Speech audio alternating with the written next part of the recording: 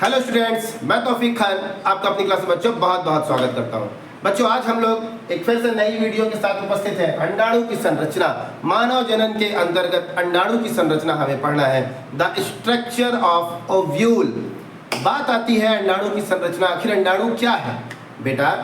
जब स्त्री के माहवारी के 14 दिन बाद उसके अंडाशय से अंडोत्सर्ग की क्रिया होती है, उस दौरान जो भी अंडे उत्सर्जित होते हैं वो अंडे झलरी कोशिका, अगर निषेचन हो रहा है तो जो झलरी कोशिकाएं होती हैं अंडवाहिनी में, उसके द्वारा ऊपर खींच ली जाती है और तुम्बिका पर पहुंच जाते हैं।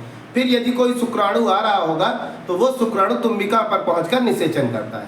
ठीक है, तो बच्चों हम अंडाणु की संरचना में पढ़ रहे हैं कि अंडाणु की संरचना आखिर कैसी है। तो बेटा अंडाणु की जो संरचनाएं हैं, ठीक है, जब अंडा उत्सर्जित होता है तो जब अंडा बेटा उत्सर्जित होता है उस दौरान कुछ पुटिकाएं कोशिकाएं भी अंडाशय से निकलती हैं। और बेटा ये पुटिकाएं कोशिकाएं निकलती हैं और ये सभी पुटिकाएं कोशिकाएं, ये देखिए, ये सभी एक दूसरे से जुड़ी होती है, तो अब ये किसके द्वारा जुड़ी होती है? तो ये म्यूकोपॉलीसेकेराइड तथा हाइलुरोनिक अम्ल तथा म्यूकोपॉलीसेकेराइड की सहायता से ये सभी पुटिकाएं कोशिकाएं आपस में जुड़ी होती हैं। और बेटा ये पुटिकाएं कोशिकाएं जब आपस में जुड़ती हैं तो अंडाणु में क्रमशः 2 या 3 स्तर बनता है। जैसे एक स्तर ये, एक स्तर ये, 2 या 3 स्तरों की ये बनी होती है, जिसे कोरोना रेडिएटा कहते हैं। कोरोना रेडिएटा के ठीक बाद ये जो देखिए गहरे रंग से रंगी हुई है, ठीक बाद की परत जोना पेलुसिडा कहलाती है। जोना पेलुसिडा का जो निर्माण है बेटा वो पुटिकाओं कोशिकाओं के द्वारा होता है। याद रखें, कोरोना रेडिएटा किससे बना है? पुटिका कोशिका के जुड़ने से बना है। अब बात आती है जोना पेलुसिडा कैसे बना? तो पुटिका कोशिका के द्वारा बना है, यानी पुटिका कोशिकाओं से बनाती हैं। तो अगर मैं आपसे बोलूं जोना पेलुसिडा को कौन बनाता है तो आप बोलेंगे पुटिका कोशिका बनाती है। ठीक है, तो जोना पेलुसिडा जो पुटिकाओं कोशिकाओं के द्वारा बनाया जाता है बेटा, जो पारदर्शक होता है और ग्लाइकोप्रोटीन का बना होता है। जोना पेलुसिडा किसका बना होता है? ग्लाइकोप्रोटीन का बना होता है और पारदर्शक होता है बेटा। साथ ही साथ ये अपने आप में एक विशेष प्रकार के रसायन स्त्रावित करता है, जिसे फर्टिलाइजीन कहते हैं। और फर्टिलाइजीन जब यहाँ से स्त्रावित होता है तो जोना पेलुसिडा ही पहचान करवाता है किसी शुक्राणु की।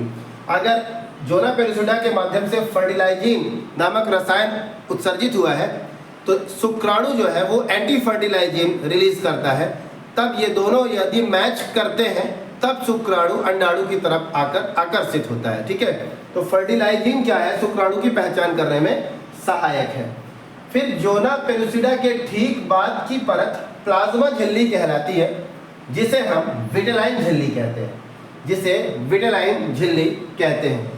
साथ ही साथ विटेलाइन झिल्ली के ठीक बाद अंदर कोशिका द्रव्य भरा होता है, जिसे अंडाणु के लिए ऊप्लाज्म कहते हैं। इसे अंडाणु के लिए ऊप्लाज्म कहते हैं।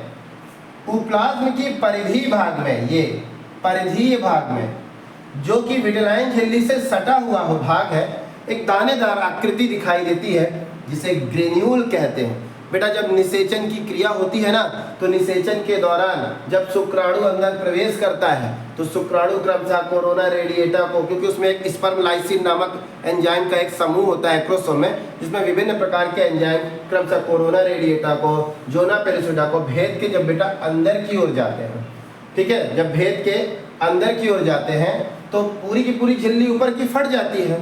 तो जब अंदर शुक्राणु पहुंच जाता है तो यही ग्रेन्यूल आपस में फिर से मिलकर एक खोल बना लेते हैं। अगर खोल ना बने तो कोई दूसरा शुक्राणु भी वहां पहुंच जाएगा निषेचन करने के लिए, इसीलिए ग्रेन्यूल्स का अपना यहाँ पे ये रोल है।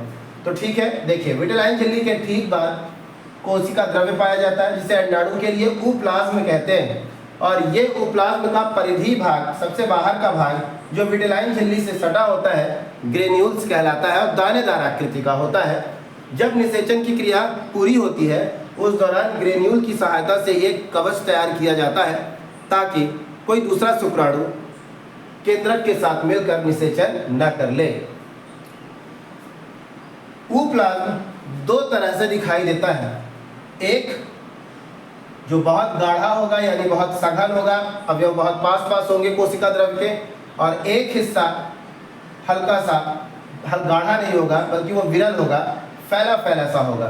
तो केंद्रक जो होता है उप्लाज्म के सघन भाग में पाया जाता है, और ये केंद्रक बीचों बीच ना होकर के थोड़ा सा किनारे होता है। चूंकि केंद्रक गाढ़े हिस्से पर, कोशिका द्रव्य के उप्लाज्म के गाढ़े हिस्से पर पाया जाता है, इसीलिए इसे सक्रिय ध्रुव कहते हैं। कौन सा ध्रुव कहेंगे बेटा?